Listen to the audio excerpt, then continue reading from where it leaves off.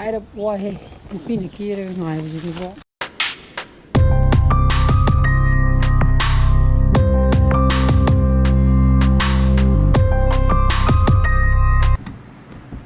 Good morning guys, welcome back to my channel. Mirang-Mahum ni kal Sunday ko. Aduna haji pung tara makai tasala ya ko.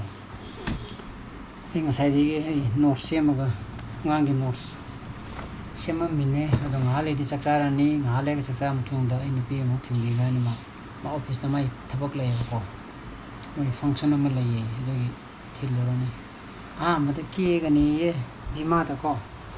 Aduna pung kya da chatun ko. Nang pung kya chatuna? Tarama thoida. Adog bima hoida leidu ba. Aduna hari je ko aduna sing hak lai daga sak sak thuani. Aduni ko tongduje. Adun nongju khara nongju kana churiye.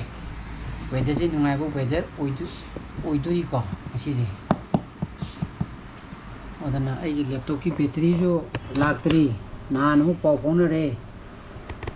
Machi le mi du da hangnare ha ba ko to kada dum stuck to ro lai dum tu ma lai aduna si je use to bokanda aina semi ba note se amuk shape to hoto di ko mai mukhi bokanda book lo masa ki to ne ba aduna ningjang kan tata shape to hobo aduna sing hak to gi ke si lo ga mo yung ipad ba ga mo ngarang gi block yung editing to bu chu lai di ba ko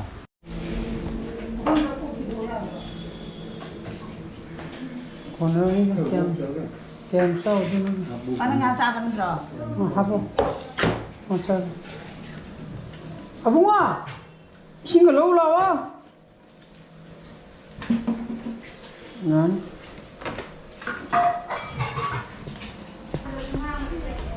Pasal tujuh ini bike tu. Abang mai Vespa je, friend tahu juga mana tu mikir anda. Hang apa? Ay open tu bukan ya hamra. Dan sak thok na betul lagi. Ung itram tu tak salah katur.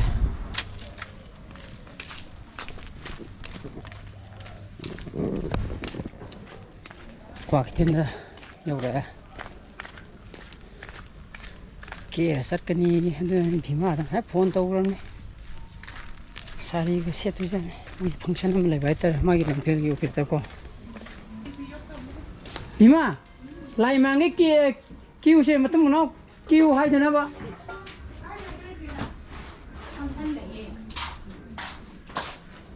function lai ye adu lai man na ba ki humra matum no ki hai dana ba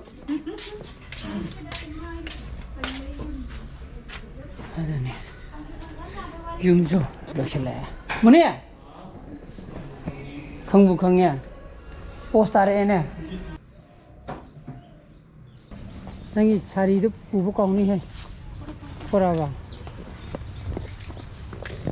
Waakhre Waakhre Nupi ni Keraga Ngaibase ko ka nang thengalaga amodante tungone hobe toga de hakan theng na thengjara ko ani koi lore ko kangla gi kabok lai re aje si gi kangla food products gi ko kangla gi kabok tara mis paket to mo gi paket ba da kaya pai tu hal hai bra adu gi paket to tara lai re ko ai ni ngon de kifi ki na bai ta ne kangla kabok se ketang indigenous oi ba ining bai ta re pot se ko mo gi si gi function ji da adu gi ni de function gi details ye cha sa roi ge kyang koi bi function oi to no Koi roi da pung amam tang ida. ani ma khai hum da hol ga mari sai de loi bi ni na Koi ra da pot to moi da pi ra ga moi su thak na sel to ge hai ne. gari la na si ji ne ba ko si ne mo gi function to du je mi nyam tin ga da ban te da moi official moi si gi official no mi nyam tin Kena si pot yang tang long kasi.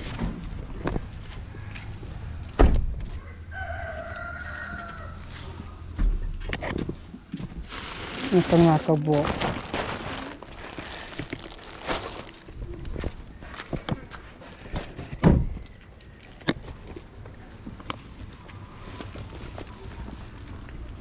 Sesi pasang ko.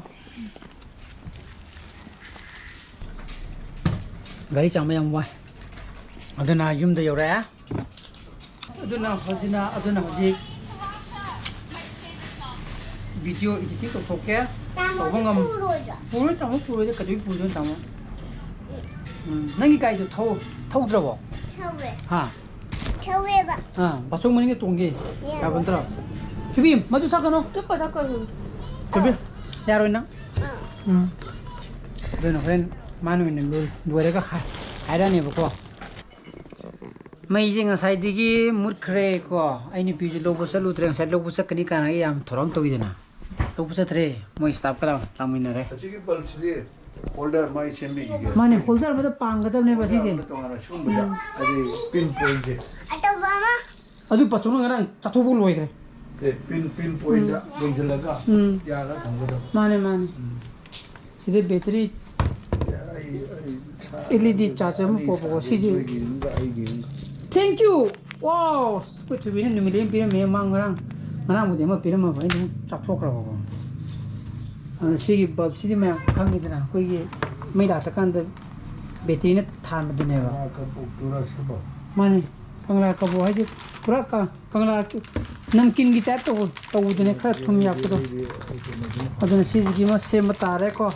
Tongana holder ma palaga wire ma holder to yam sang du jani dimra mati batang sirum ya laga ne suyum ka palaga bako yam sang du jani ba ado sigi chumne gi mai gi point da pan budi khan ba ye bako ado mai laga di ya roi ba ado mo mu recharge to budi ai battery ji recharge se barabar kru mai ji to hi je to over recharge protection ga high di bako tai lam gi no khong de da moi ji moi ne di more de gi lai Eri belase India ini orang tu ni English lu ni mukta.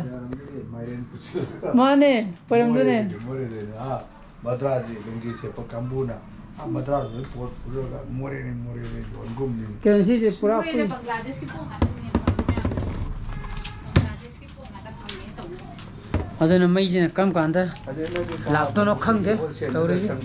Mana sang ini sih kasih bagi tu sang ini. Aduh ka play ni. Ai Sunday ko se Thong lula madra na khana. Lula madra na khana. Mo de kam la ko bokata na te. Lulu mo yau ni.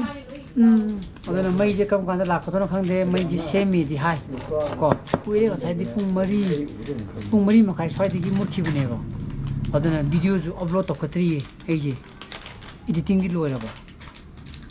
Ada na mayam yang bukan di minus sigi blog si budi hayang ta ni na adu thak ka da blog tu ngarang ni na adu na theng na thagala ne ba ko mai lagadi lagta kana nuala ga tare du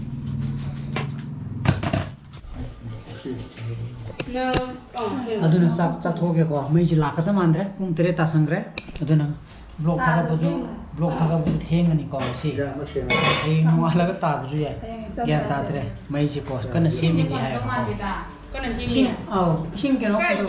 Kau ni mesti semua tu malin hai apa? Semang kami kan. Ngali tu. Hai semi na hai pun tu di mana? Semua tu. Mali. Saya nungguin pung nari.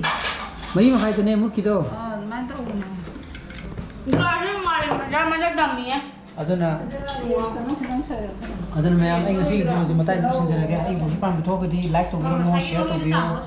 Anu video ko video subscribe tu video ko tu sama sila video. So please be safe and be healthy. Bye bye. Good night. Sasia.